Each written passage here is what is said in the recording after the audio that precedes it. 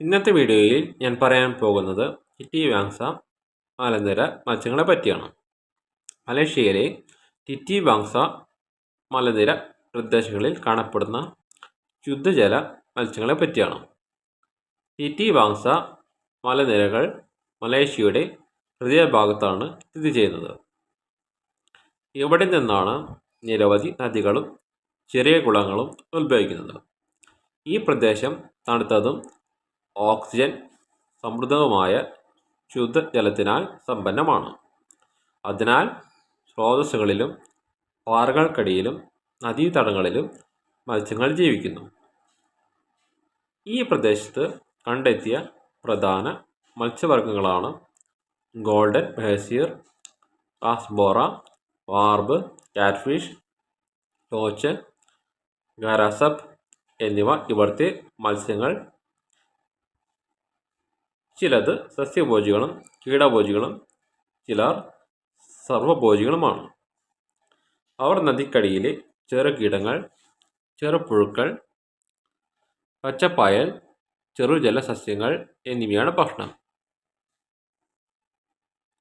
വലിയ മത്സ്യങ്ങൾ ചെറുമത്സ്യങ്ങളെയും തിന്നാറുണ്ട്.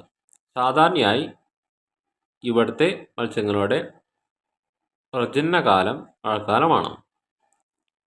വെള്ളപ്പൊക്കത്തോടെ മത്സ്യങ്ങൾ നദിയുടെ മേലോട്ടേക്ക് നീങ്ങി പാറക്കുഴികളിൽ അല്ലെങ്കിൽ ചെറുകുളങ്ങളിൽ മുട്ടയിടുന്നു. മുട്ടകൾക്ക് വെള്ളത്തിൻ്റെ ഒഴുക്ക് ആവശ്യമാണ്. അതിൽ ഓക്സിജൻ ധാരാളം ഉണ്ടാവണം. ചില ഇനങ്ങൾ മുട്ടയിടുന്ന ഉടനെ അതിൽ നിന്നും പിന്മാറുന്നു. ചില മത്സ്യങ്ങൾ കുറച്ച് ദിവസം അതിനരികിൽ സംരക്ഷണമായി നിലകൊള്ളുന്നു. ചില മത്സ്യങ്ങൾ കൂട്ടങ്ങളായി നീന്തുന്നു. ചിലർ തനിച്ചായിരിക്കും. ഇവ ദിവസം മുഴുവൻ ഭക്ഷണം തേടി പാറകൾക്കിടയിലും ചെടികൾക്കിടയിലും സഞ്ചരിക്കുമെങ്കിലും രാത്രിയിൽ നിശ്ചലമായി നിൽക്കാറാണ് പതിവ്.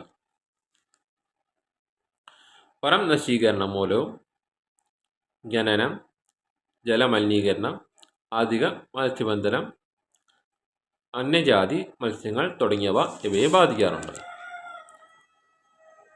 മലേഷ്യൻ സർക്കാർ, ഫോറസ്റ്റ് റിസർവ് ഏജൻസികൾ എന്നിവ ടിറ്റിവാങ്സ മത്സ്യങ്ങളെയും അവയുടെ ആവാസ വ്യവസ്ഥയെയും സംരക്ഷിക്കുന്ന പദ്ധതികൾ നടപ്പിലാക്കിയിട്ടുണ്ട്. ഈ മത്സ്യങ്ങളുടെ വളർച്ചയുടെ വേഗത വെള്ളത്തിൻ്റെ താപനില, ആഹാരം, ജലത്തിൻ്റെ ശുദ്ധി എന്നിവയിൽ ആശ്രയിച്ചിരിക്കുന്നു. ഇവയിൽ ചെറിയ മത്സ്യങ്ങൾ 1-2 വർഷം മാത്രമേ ജീവിക്കാറുള്ളൂ. വലിയവ 10-15 വർഷം വരെ ആയുസ്സുള്ളവയാണ്. ഇന്നത്തെ വീഡിയോ ഇവിടെ നിർത്തുന്നു.